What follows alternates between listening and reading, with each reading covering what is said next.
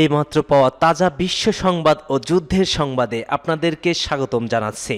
আমাদের হাতে এসে পৌঁছেছে সর্বশেষ অঘোষিত আন্তর্জাতিক সংবাদ। জানিয়ে দিছি এই সংবাদগুলোর শিরোনাম। শক্তিমান মহানবী সাল্লাল্লাহু আলাইহি ওয়াসাল্লাম 19 নৌ মহড়ায় ব্যবহৃত কিছু সরঞ্জাম প্রকাশ করেছে ইরান। এতে বোঝা যায় কতটা শক্তিশালী হতে যাচ্ছে এদেশ।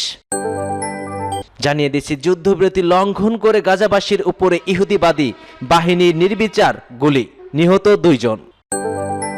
আরও থাকছে জম্মু কাশ্মীরে ভারতীয় সেনা শিবিরে সন্ত্রাসী হামলা, 8 ঘন্টা চলে গোলাগুলি।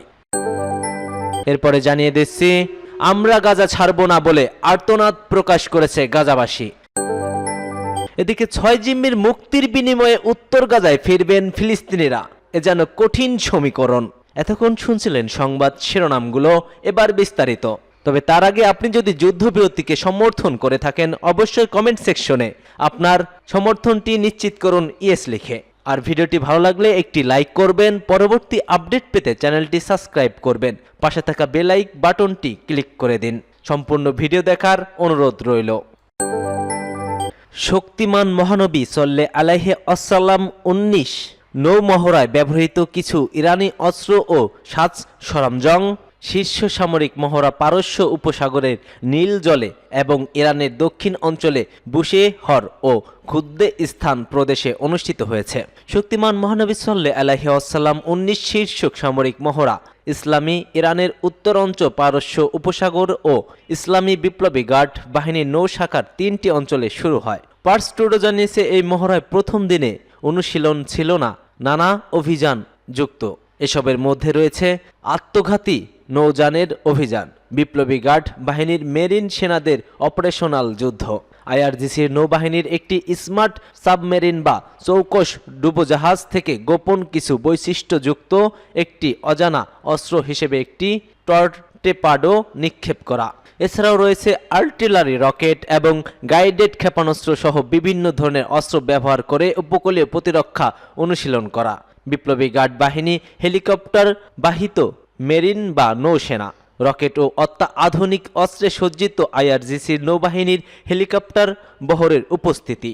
আরও রয়েছে বিভিন্ন ধরনের সারফেস টু সারফেস বা ভূমি থেকে ভূমিতে নিক্ষেপযোগ্য ক্রুজ মিসাইল তথা ক্ষেপণাস্ত্র নিক্ষেপ করা, আত্মঘাতী ড্রোনগুলোর লড়াই ও টার্গেটগুলোর আঘাত হানার অনুশীলন, বিভিন্ন ধরনের গোয়েন্দা ও ফাইটিং ড্রোনের লড়াই এবং সেগুলোর বহিমুখী অভিযানে অনুশীলন, মেরিন সেনাদের গড়িয়ে পড়ার বা র্যাপিড অভিযানের মাধ্যমে নৌযান আটক করা। এতক্ষণ যা শুনছিলেন এগুলো সবই ইরানের একটি জাহাজের মধ্যেই রয়েছে এত সরঞ্জাম অস্ত্র। এতেই বোঝা যায় ইরান কতটা শক্তিশালী হতে পারে। ভিউয়ার্স, আপনার মতামতটি কমেন্টে অবশ্যই জানিয়ে দেবেন। যুদ্ধবিরতি লঙ্ঘন করে গাজাবাসীর উপরে ইহুদিবাদী বাহিনীর নির্বিচার গুলি, নিহত 2।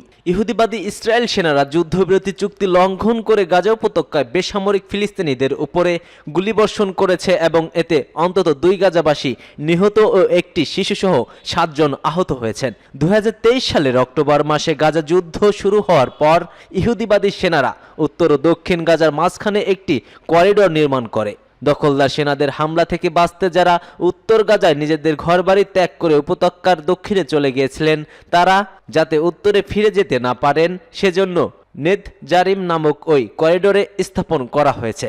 গত 19 জানুয়ারি কার্যকর হওয়া যুদ্ধবিরতি চুক্তিতে বলা হয়েছে দক্ষিণ গাজায় পালিয়ে যাওয়া ফিলিস্তিনিদের নির্বিঘ্নে উত্তর পরিস্থিতিতে তাদের ঘরবাড়িতে ফিরে যেতে দিতে পারেন। কিন্তু ইসরায়েল সেনারা যুদ্ধবিরতি শুরু থেকে এ কাজে বাধা দিচ্ছে এবং গতকাল রবিবার হাজার হাজার ফিলিস্তিনি নেতজারিম করিডোরের কাছে জড়ো হলে দখলদার সেনারা তাদের উপর নির্বিচারে গুলি চালায়, ফলে 9 জন গাজাবাসী হতাহত হন। এছাড়া ইহুদিবাদী সেনারা দক্ষিণ গাজার রাফা শহরেও একজন ফিলিস্তিনিকে গুলি করে হত্যা করেছে, যে একজন ছোট্ট তরুণী।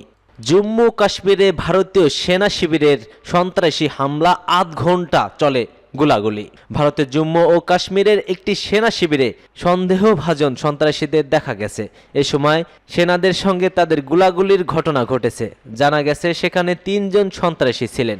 ভারতের সংবাদ মাধ্যম টেলিগ্রাফের প্রতিবেদনে বলেছে, জম্মু ও কাশ্মীরে কাঠুয়া জেলার পাহাড়ি অঞ্চলে সেনা সদস্যরা সন্ত্রাসীদের চলাফেরার আভাস পায়। স্থানীয় কাঠুয়া এলাকায় একটি অস্থায়ী সেনা ক্যাম্পে মধ্যরাতে এ ঘটনা ঘটে। পরবর্তীতে সৈন্যরা তাদের দিকে গুলি ছোড়ে।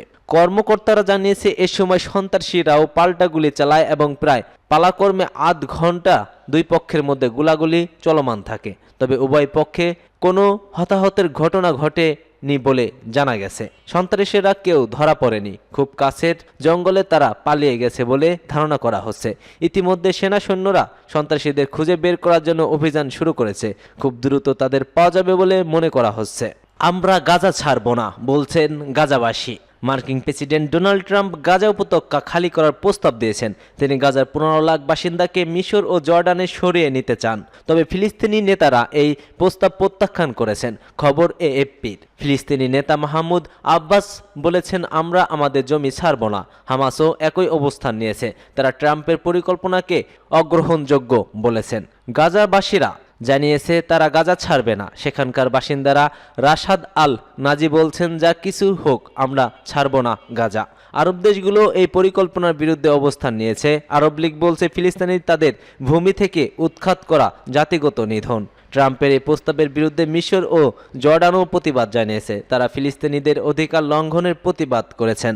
গাজায় এখনও যুদ্ধবিরতি চলছে। কয়েকদিন আগে ইসরায়েল সেনারা 200 কারাবন্দী মুক্তি দিয়েছে। তবে গাজার বাসিন্দারা ফিরে আসতে পারছে না। ফিলিস্তিনিরা একজোট হয়েছে, বলছে আমরা গাজা ছাড়ব না, এটি আমাদের জায়গা, আমরা এটা কখনোই ছাড়ব না, যা হয়ে যাক হোক না কেন।